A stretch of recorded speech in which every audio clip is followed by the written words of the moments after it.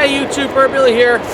Behind me is the Harbor Freight 10x17 portable garage or portable storage shed, if that's how you're going to use it. In this case, we're going to use it to store a tractor that we want to keep out of the elements. Now, in this video, I'm going to show you the complete start to finish setup of this project, and I'm also going to cut in and out and cover some tips so that you can avoid some massive headaches while you're building one of these. The instructions say you need 3 guys or 3 people to install this. I found I can actually put the whole thing together with 1 person, but when you do the main tarp is really when you need those 3 people or 4 people even. And also when you're doing the frame, it helps to have an extra pair of hands there when you're getting everything set up. But if you're going to attempt one of these on your own, it is something that you can do. The package is very heavy though. You'll see as soon as you try and pick one of them up. It's really not something one guy wants to throw around. All right, so there was one thing I had to overcome here, and that was that the ground's out of level.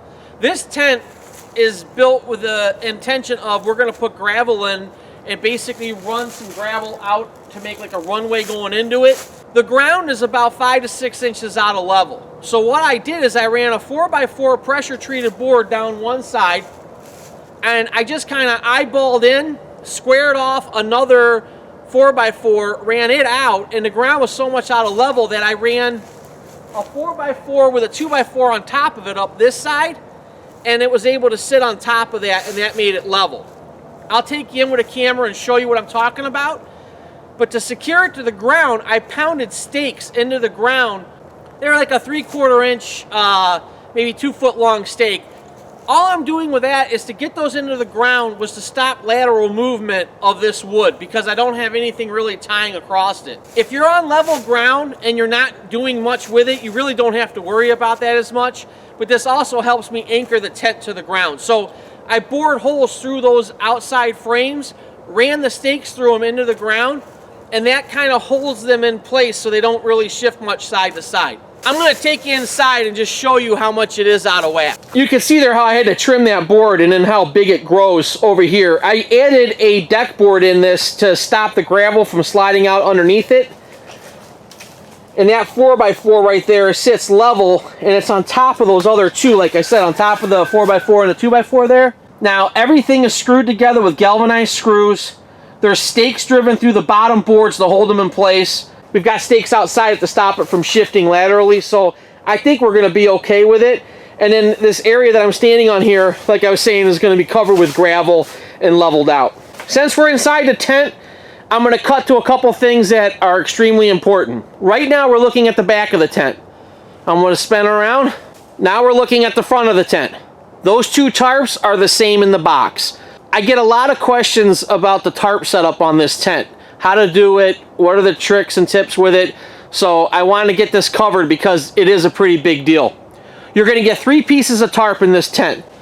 The front, you're going to get a rear tarp, and then the main body one. So there's 3 that come with it. And don't try and install this stuff on the ground. I get people that say, oh, you should put the tarps together on the ground before you put the frame up. This is not that kind of tent.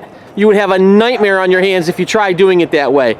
You put up the front and the back first, then the main body goes over top of everything. And if you can see how it overlaps there, that's what's making it weather tight. Okay, something to note, and this is very important. All 3 of these tarps have black pull strings that come out of them. Those are there to attach to the ratchet systems that basically tie the tarp to the frame.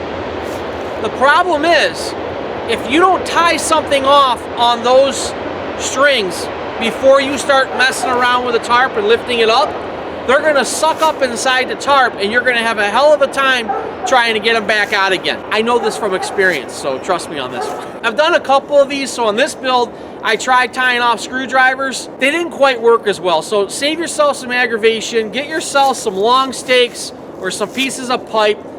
You want a decent sized length on them, and then that gives you something you'll be able to tie off your strings when you set them up, and that'll stop them from pulling up inside. The main tarp body has them as well. They didn't seem to suck up in there as much as they did on the front and the back. The front and the back, you absolutely will lose those strings if you try and install this without tying them off. This is what I'm talking about right here. This string comes out of this pocket right here, and it you end up putting it on this ratchet and then attaching it to the leg here, and then you crank it, and that tightens everything down and keeps it taut. So this is the front cover here wrapped around the pole. I'm gonna let you follow it up. There's a string there at that corner, comes up over the top bar there, back down, and then over to here. So if you don't tie those off and you start lifting this up, zoop, they're gonna suck up in there, and then you're gonna be wishing you'd listen to the burb. When it came time to put the tarp on, there happened to be a bunch of family over here, and everybody kind of pitched in, which was a big help. It made it a lot easier having all those extra hands.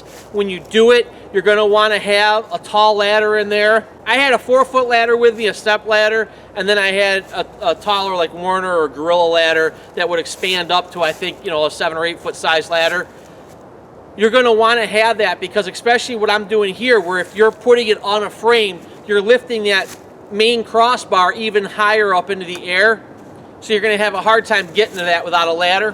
When you do the tarp, it'll be good to have 2 ladders on hand. I found the best way to put the main body on was to have somebody inside and at least one person on either end outside pulling the tarp, while the person inside kind of helps it along with whatever it snags on or catches on until you can get it over the peak, and then it starts to slide down the other side.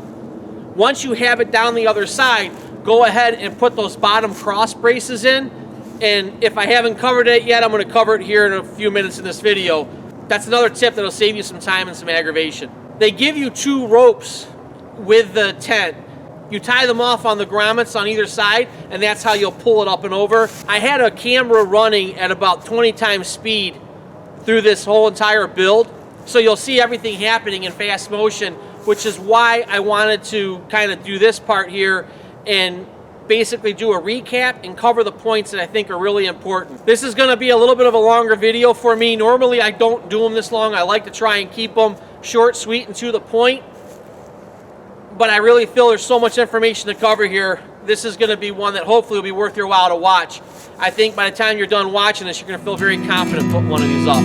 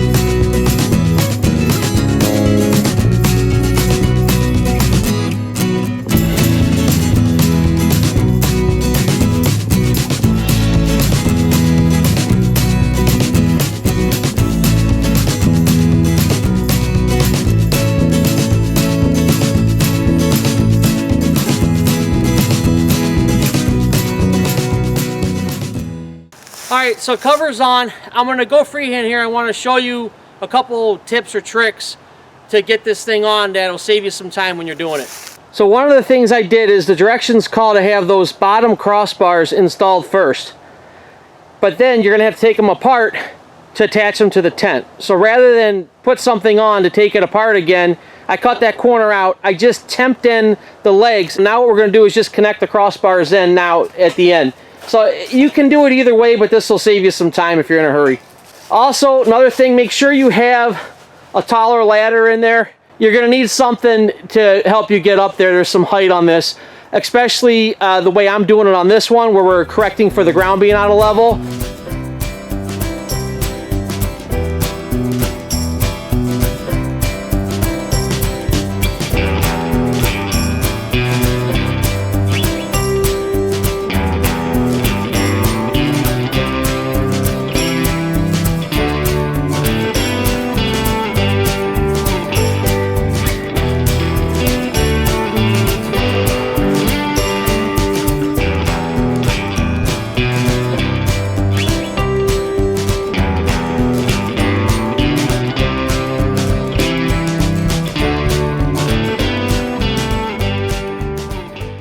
In the build, when you're finalizing things, you're going to be putting on the brackets for the crossbars. I'm going to go freehand here again because I want to call attention to a couple things for you. All right, so back inside the tent, you can see we've got these like T-shaped, brass-colored or brackets. Those are actually two pieces. They just sandwich together around the post, and there's nuts and bolts here that hold them together.